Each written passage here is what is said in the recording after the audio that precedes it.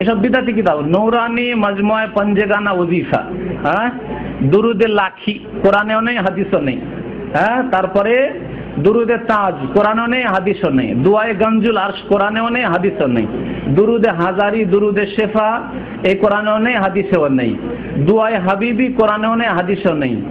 তারপরে যে একটা দুটো আয়াতুল কুরসি ঠিক আছে, শুধু আয়াতুল কুরসিটা ঠিক আছে, আসমায়ে হোসনা আল্লাহ 99টি নাম সেটা ঠিক আছে, আর তারপরে বাকি যতগুলি আছে প্রায়গুলি সব ভিত্তিহীন।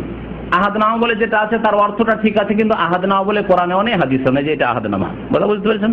সুতরাং এই ওজিফাগুলি সব বিদাতি ওজিফা। তারপরে সূরা ফাতিহা, সূরা রহমান, মুলক এতটুকু ঠিক আছে। তারপরে আছে দুরুদে আকবার নেই, আয়াতে শিফা ভুল ধারণা। তারপরে তাদের কাছে জাল সূরা ইয়াসিনের কিছু জাল ফজিলত বয়ান করে, সূরা আখের জাল ফজিলত বয়ান করে, সব মিথ্যা কথাগুলি সূরাগুলি কোরআনে কারিমে। দুআয়ে জামিলা কোরআনেও নেই হাদিসও নেই, হ্যাঁ, কথা বুঝতে পেরেছেন? সুতরাং এটি হচ্ছে বিদাতি কিতাব। এই কিতাব খবরদার প্রচার করবেন না, না হলে গুনাহ হবে।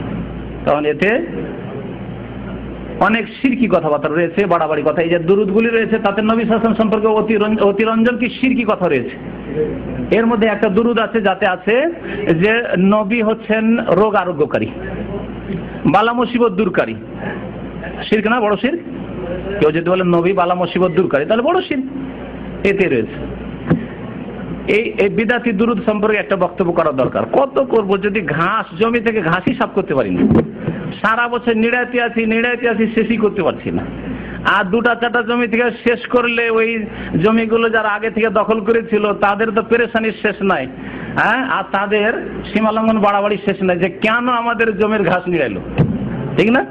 চরমনায়ের ঘাস নিড়ালাম, সাইদি সাহেবের ঘাস নিড়ালাম, তখন এরা সব নারাজ, অসন্তুষ্ট। তো বলি যে আমাদের ঘাস যখন নেড়ে দিলে তখন তারা অসন্তুষ্ট হবে। তা জমি তো তাদের ঘাস লাগা আছে, আর আমরা আমাদের কাছে যে ঘাসগুলো নিয়ে তাদের ভালো ফসলগুলি, হ্যাঁ, আবাদ করা, ভালো সেখানে বীজ বপন করা, যাতে করে ভালো ফসল তাদের জন্ম। এটি হচ্ছে আমাদের উদ্দেশ্য।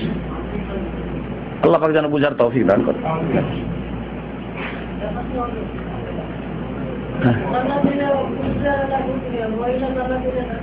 মহিলাদের স্বামী এত সুন্দর করে দিবে, আপনাকে সুন্দর করে দিবে, যথেষ্ট হবে।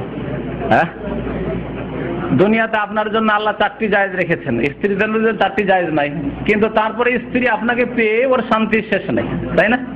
ওই রকমই আল্লাহ পাক জান্নাতে ওর শান্তির শেষ থাকবে না। এতে স্বামীকে পাবে, স্বামী জাহান্নামে চলে যায় বদনসিব হয়ে, তখন আল্লাহ পাক তাকে ভালো পুরুষ, আরো ভালো পুরুষ দেবে ওর চাইতে।